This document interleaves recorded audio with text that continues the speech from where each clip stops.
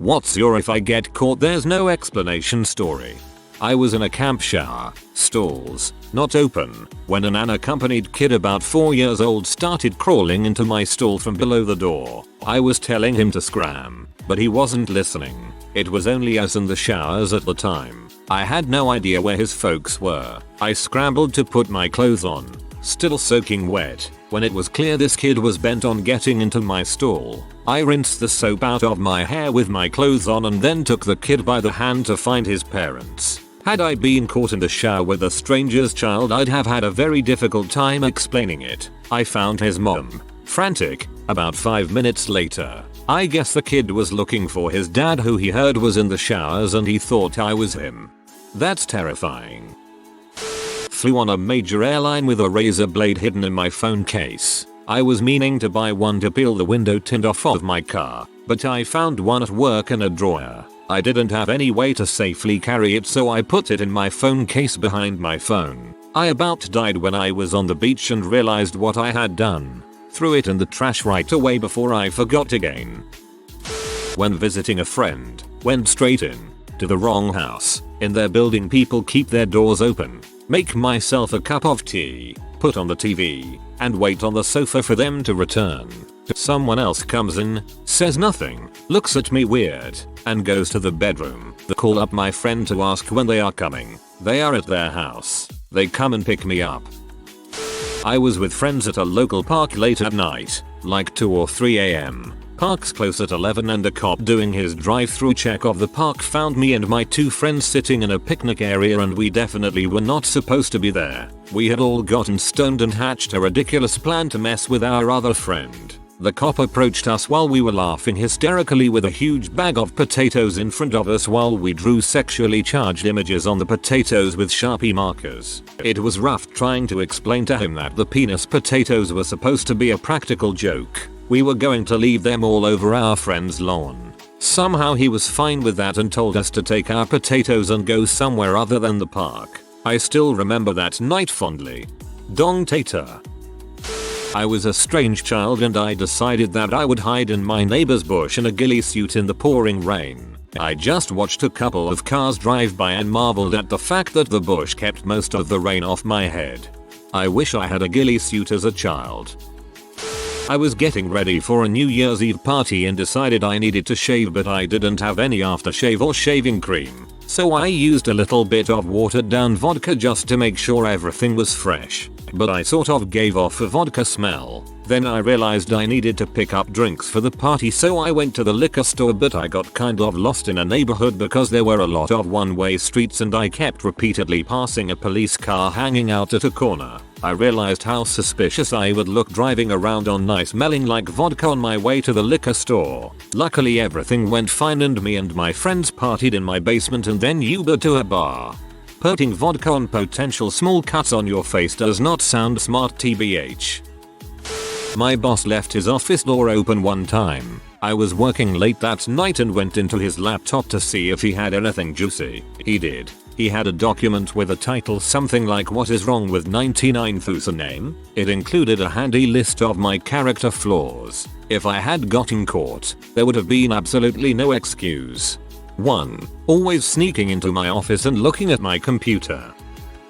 When I was a teenager, my buddy lived in one of those gated communities with security patrol cars at night. We loved sneaking around at night and hiding from them, ding dong ditching and crap like that. Once we found one of those cars empty, so my ballsy friend went and opened it and stole a radar gun. And there really wasn't a reason, just for the laws. I think he still has it. We didn't get caught though. Imagine you're freaking around with it and it turns on and says, "Subject is approaching at 10 miles per hour, 12 miles per hour, 15 miles per hour," and then you get tackled by a cop. Backstory: I once had such bad depression functioning as a person became hard. My mom stopped by, no knock, like several of my close PPL, then brought groceries so I could try and eat better. Surprise, I don't want to cook, so I was hungry for a while. But she got me mangoes. Now I love mangoes, but only at the correct ripeness, so it's hit or miss. I sat down on the couch with one, so sure it would be bad. It was so good. It was the first thing I had been happy surprised about in what seemed like forever. No way I could have explained. I ripped into that mango in the middle of my living room. And I mean ripped. I'm talking juice going all down my hands, down my face, huge bites. IDKY, but at one point I crouched down and my cat was just sitting under me licking my hands as I ate. I must have looked savage and I am so happy no one walked in to check on me right then. That was a super low point and it woke me up a bit. But maybe that was just the mango. I freaking love mangoes. I got razor burn on the back of my thigh. I have horrible eyesight, so in order to see where the burns are I have to bring my face physically closer to the back of my thigh. Cut over to me, foot up behind my head as I rub lotion on the back of my thigh sitting in my office chair watching Lilo and Stitch. Foot up behind my head. You are still young, if you can do this. Stealing a truck and driving it home because the owner had agreed to sell it to me, but he was out of town and wanted me to move it before it got towed. But he had the keys and paperwork. It was a short drive, but nervous as heck in a very small cop-saturated town in a hot-wired truck.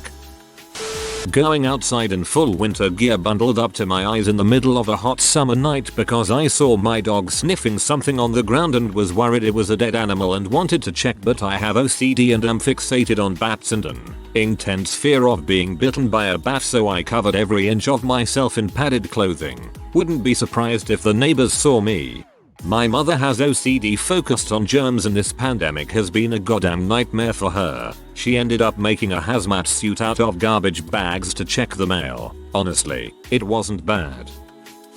Oh, it was epic teenage stupidity. Girl invited me over to a small house party. I was the only guy. Score. And there was drinking. New to me. So we all got hammered. Then someone came up with the idea of strip football. All I know is, I'm drunk as heck. All I got left on are my boxers. At least one of them girls was in full underwear. One was actually topless but jeans on. We were all freaking living it up in the backyard when her parents came home unexpectedly and I literally ran, grabbed my jeans that had my wallet in it and just ran for my life from there, sacrificing my shoes and other clothes in the name of stupidity. I used to graffiti Kilroy was here, along with the titular Kilroy face, on school walls. I just liked the historical reference. I was caught. I was asked why I did it, and if Kilroy was my last name. It's not. I had no explanation. I'm surprised they didn't get it. It's probably older than they were. I was a weird kid. I printed out erotic literature and hid it. I took it to the bathroom to read and my mom wanted to know what was taking me so long. I ended up ripping it up into tiny pieces over the next 10 minutes and flushing it. I'd perch atop a bowl facing the back like a majestic gargoyle and use the top of the tank to place a book to read when I was 8-10. I knew it wasn't proper bathroom form and knew I had no explanation, but I just liked reading and the bathroom was where I could get privacy.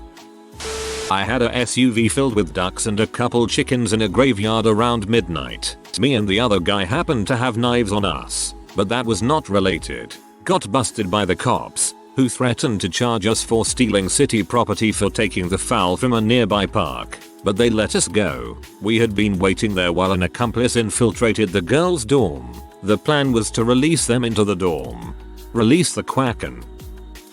Got caught pretending to be a duck mourning my fallen brethren in the bathroom of a Chinese restaurant, famous for its Peking duck. Failed to explain. The explanation. I was a nerdy kid. We could get out of sports at my middle school by doing a school play instead. The majority of the theater kids were there to avoid sports, rather than a specific love for the theatrical arts. That said, the drama teacher was truly an awesome human being and very popular. However, he was extremely ambitious with what he could accomplish. I liked him a lot, so I did my best to follow his directions, even though I had precisely zero talent. He was always very appreciative of my effort. In the 8th grade, it was decided that we would do the Conference of the Birds for our school play that term. The Conference of the Birds is not a play. It is a mystical epic poem by the Sufi poet Rumi, about a bunch of birds who go off in search of the king of birds, the Simurgh. On their journey, they gradually discard their individual identities,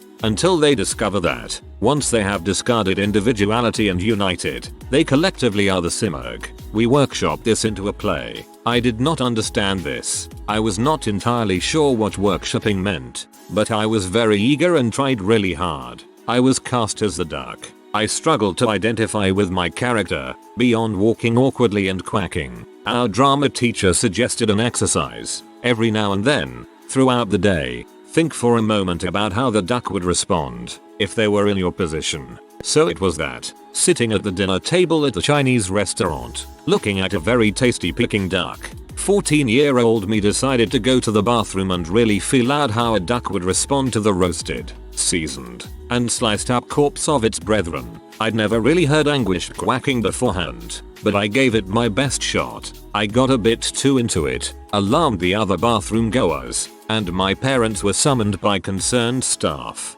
I did not know how to even begin to explain. This is amazing. This woman I used to babysit for got picked up for drug trafficking. Must have been a big hit, because I'm visiting a friend next door to her place one day, and cops are hauling out pretty much everything she owns. Now, I liked babysitting for this woman. She paid me a truckload of money, and had all the best SNES games, Kirby's Superstar, Super Metroid, Chrono Trigger, and I'm watching these cops carry stuff out, and one has all her Super Nintendo games shoved in paper bag. I very nearly blurted out, "Hey, those are mine. I left them here while babysitting." I wanted to, but I realized I had nothing to back that up, and they would know I was basically trying to steal those games in a heartbeat. So I didn't do it, because there would have been no explanation, except maybe a shrug, a "come on, man," Chrono Trigger, and the hope one of those cops was as big a gamer as I was. When I was 14, I went with my grandmother, 2 of my aunts, and my cousin to Georgia. My cousin and I got our own room, and at nights we would sneak out and go to the pool hot tub, go get snacks and sit in the lobby, etc. Oftentimes we wouldn't even get back until 1 or 1:30 am, and somehow never woke any of the adults in the room over. Anyway, one night we were out really late, like 2 am, and in the rush of trying to get back to the room, we forgot the room key on the lounge chair. It was an indoor pool, so you only needed a room key to get in, but not leave, and we didn't realize we had forgotten it until we got back up to the room and couldn't get in. Anyway, my cousin ended up falling asleep in the hallway, and I went back down to try to figure out a way to get into the pool to get the room key back. By some miracle, there was some guy who was in the 24/7 fitness center working out at 2:30 am. And after I knocked on the door and explained my situation, he helped me get into the pool area so I could get my key back, and I was able to go back to the room, carry my cousin to bed, and go to bed myself without being caught. If any of the adults had found my cousin sleeping on the floor outside the room, I don't even know how I would have explained myself. Me and my friend stole a construction sign and ran down the street with it. One of those big all orange reflective ones. You know, the ones they design so you can see them easily? Yeah, one of those. Oh gosh, when I was a dumb kid, a friend and I stole a stop sign that was in the middle of where a road used to be but no longer existed. He lived just down the street and we had been wandering around in his moped, so we put the stop sign in the moped. Probably over 10 years ago, on holiday in Mallorca, me and my brother met some kids round our age to hang out with. We all got on. One night we didn't know what to do, so we got chairs from the bar, lobby and pool area and piled them into an elevator. My brother and one kid piled in, and the rest of us ran up the floors, trying to find them. We didn't get caught, but the security were rather confused to find the chairs. It was definitely a highlight. I can't quite remember the details, but I recall stealing a smart car with about 10-12 other dudes at a party. We simply picked it up and carried it to my buddy's garage. The next morning me and my buddy felt remorseful and told his neighbor. Luckily nothing was no damage, just a few greasy handprints. This feels like a confessional. I stole a bottle of holy water out of the shipping box in the storage room at church when I was an altar girl. I drank a little of holy water. Didn't feel crap.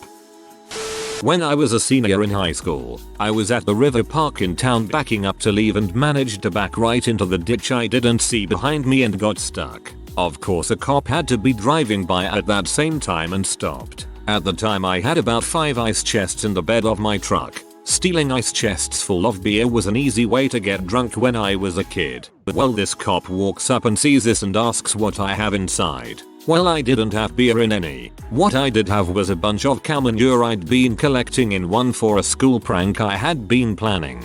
The cop asked what I had inside. I said, you probably don't want to know. He of course said to tell him. So I said cow crap. He didn't believe me, so I opened it up and showed him. I never did provide an explanation, but let's just say he let me go. Sophomore year of high school, I showed up with nothing in my backpack but whipped cream, weed and handcuffs 3 days in a row. If those had happened to be random locker inspection days, I don't know what I would have said. Why?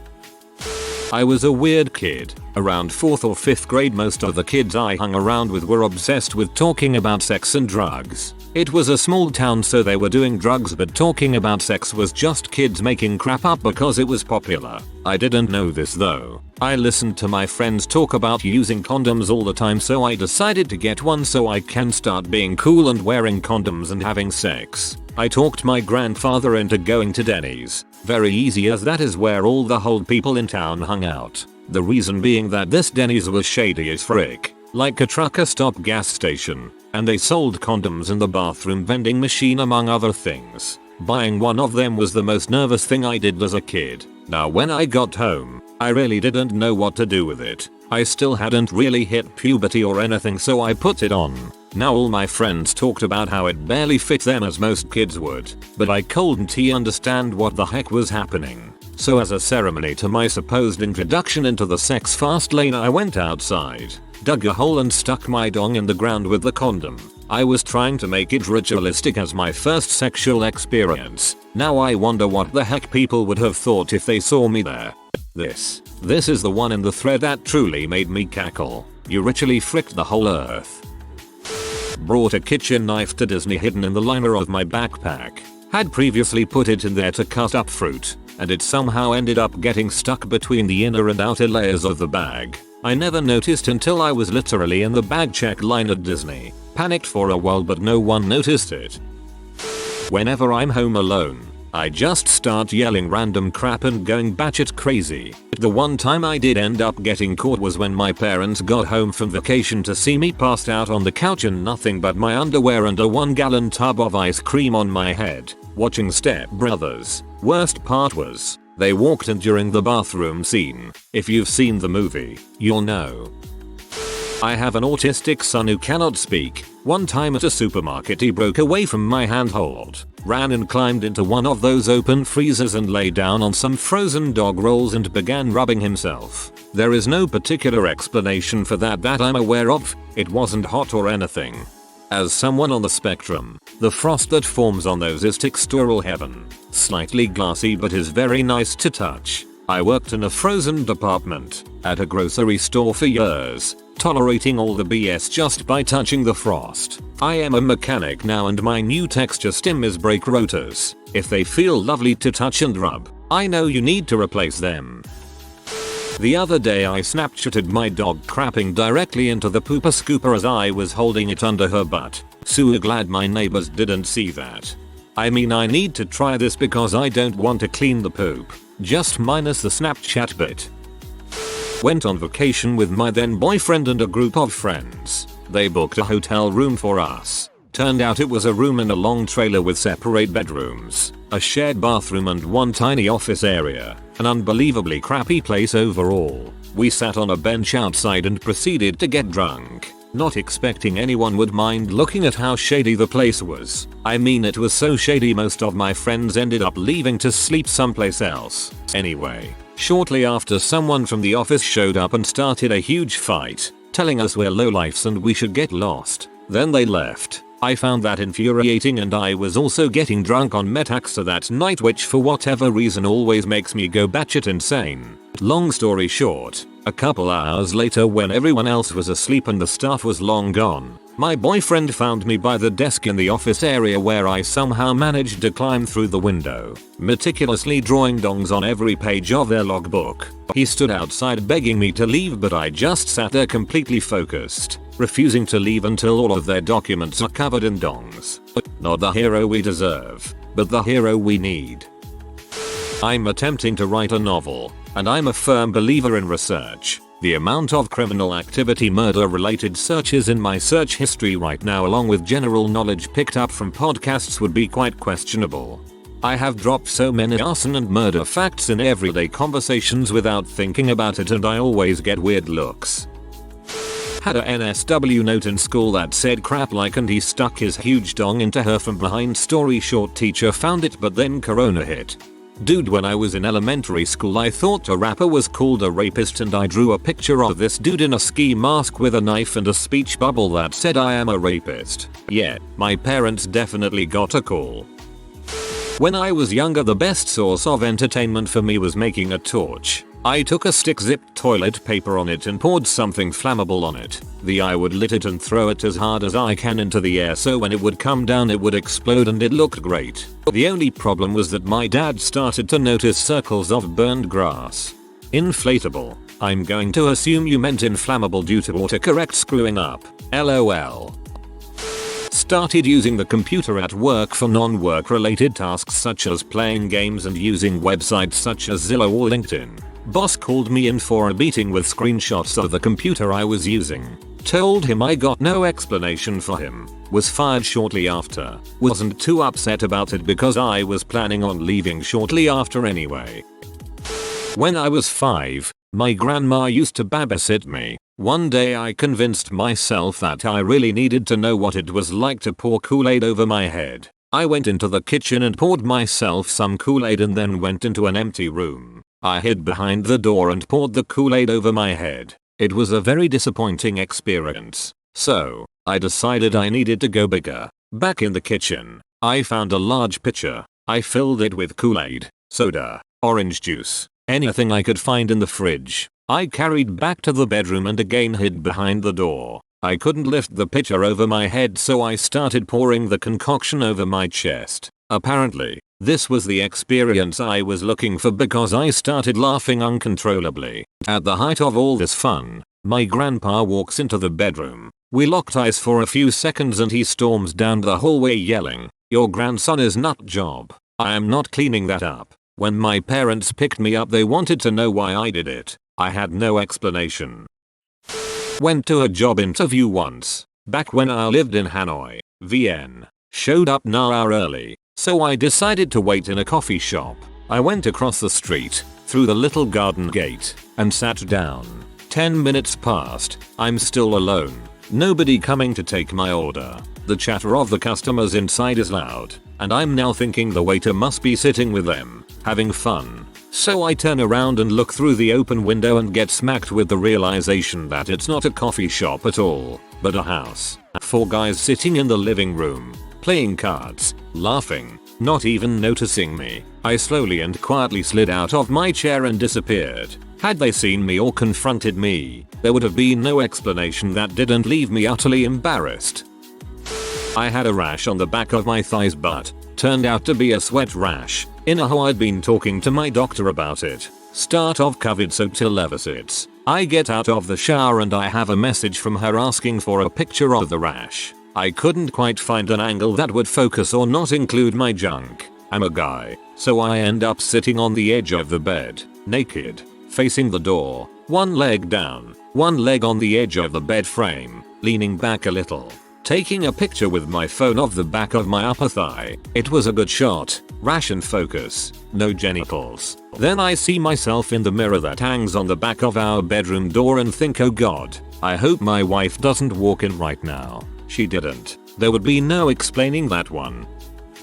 When I was 17, my best friend invited his girlfriend and a few friends over for Everclear Pong. One of the setup variations in the game involved a basketball hoop that was suction cupped to the wall. Everclear poured a little too heavy and the friend went to sleep. Well, the basketball hoop ended up suctioning to all of the wrong parts of the GF's body. She woke up early and didn't know how to explain any of it the BF without hysteria.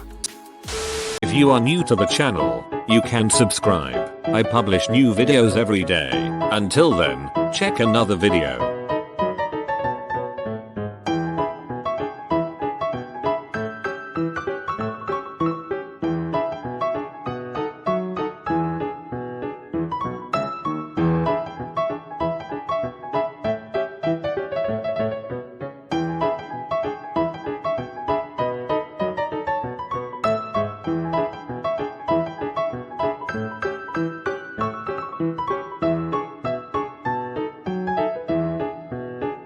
Bye for now.